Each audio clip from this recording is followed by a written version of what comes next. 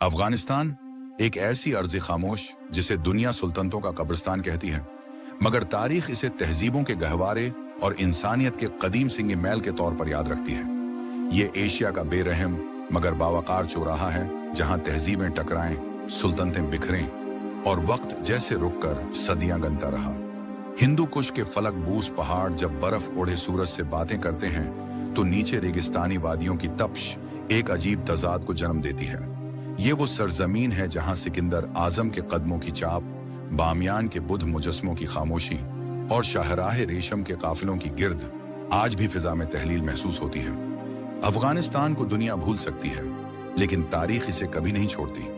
1800 metre की बुलंदी पर वाक़े काबुल सिर्फ एक शहर नहीं, सदियों पुरानी तहजीबों का ऐसा मरकज है जिसे कुदरत ने गविया एक किले की सूरत तराशा है। ये कभी मुगलों की गरमाई पनाहगाह था, कभी शाहराह रेशम का मसरूफ पड़ाव। पहाड़ियों पर इस्तादा कदीम बाला हिसार, वो किला जिसने सिकंदर आजम की फौजों से लेकर चंगेज खां के सवारों तक सबके नुकूश महफूज कर रखे हैं। बरतानवी शिकस्त की तलखी, सोवियत टैंकों की घन गरज और जदीद जंगों के जख्म, ये सब काबिल की गलियों और इमारतों में आज भी धीमी आवाजों में सुनाई देते हैं।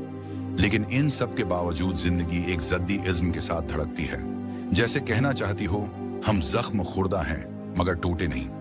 अगर काबिल पहाड़ों का जख्म खुर्दा सिपाही है तो हिरात फूलों का शहर है। ईरानी सतह मुर्तफा के दहाने पर खुलने वाला ये नखलिस्तान अफगानिस्तान की सकाफती रूह का सबसे गहरा मरकज रहा है। तैमूरी दौर के फनून लतीफा ने इसे मशरिक का फ्लोरेंस कहा। मस्जिद जामा की नीली ईंटें जब सूरज की रोशनी में जगमगाती हैं तो गविया जमाना रुक जाता है।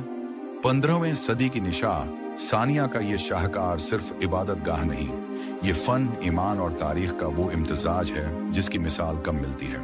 हिरात का किला, जिसे दुनिया के कदीम तरीन किलाओं में शुमार किया जाता है, 2000 साल से अपनी सरजमीन की निगरानी एक चौकीदार की तरह करता आया है। हिंदू कुश के बेरहम बुलंद पहाड़ों में छप्पी बामियान की वादी 2500 मीटर की बुलंदी पर तारीख का एक ऐसा सफा है जहां शाहराह रेशम के काफले, चीनी जायरीन, बुद्ध मत के पैरोकार और फारसी दुनिया के फलसफी सब जमा होते थे। यही नर्म पत्थरों की चट्टानों में इंसान ने अपने अकीदे के सबसे अजीम मुजस्मे तराशे, वो बुद्ध के 2 देव हेकल मुजस्मे जो 15 सदियों तक खामोशी से इस वादी पर राज करते रहे। आज उनकी जगह सिर्फ खाली ताक बाकी है, एक ऐसा खला जिसके पीछे 2001 के इन्हदाम की बाज़गशत आज भी सुनाई देती है।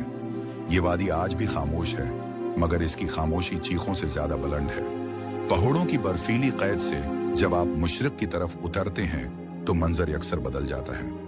ये जलालाबाद है, एक नीम मुस्तवाई नखलिस्तान, अफगानिस्तान की सरमागाह। मुगल शहंशाह यहाँ काबुल की यख बस्ता सर्दियों से पनाह लेने आया करते थे। ये शहर तारीखी दरह खैबर का अफगान दरवाजा है। इसी दरे से बरसगीर और वस्ती एशिया की तारीख ने एक दूसरे के दामन थामे। मुल्क के जनूब में खुशक और बेरहम जमीनों के दरमियान बसी कंधार।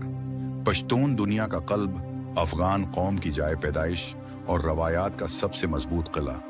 यहीं अहमद शाह अब्दाली ने जदीद अफगानिस्तान की बुनियाद रखी।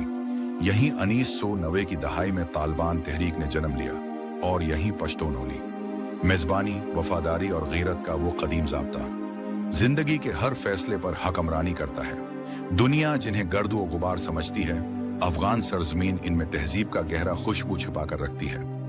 ये वो जमीन है जहां मौलाना जलालुद्दीन रूमी ने जन्म लिया, जहां हजारों साल से दुनिया का बेहतरीन लाजुड़ निकाला जाता है, जहां अफगान कालीन की हर गिरा एक नस्ल की कहानी सुनाती।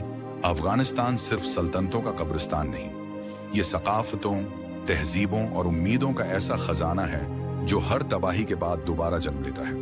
ये वो मुल्क है जो टूटकर भी पूरा रहता है और बिखर कर भी अपनी शनाख्त नहीं खोता। मौलाना रूमी ने कहा था, जख्म वो जगह है जहां से रोशनी तुम्हारे अंदर दाखिल होती है।